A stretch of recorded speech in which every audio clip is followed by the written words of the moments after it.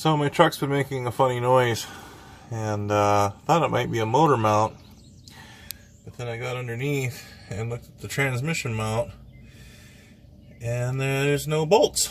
Like, they are just completely gone.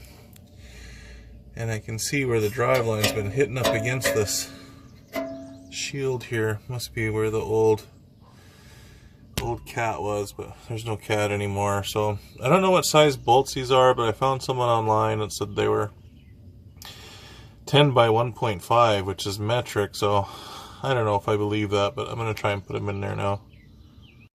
Okay, that's kind of a pain in the butt, but I got those bolts in there, so hopefully that takes care of the problem of the transmission flopping around.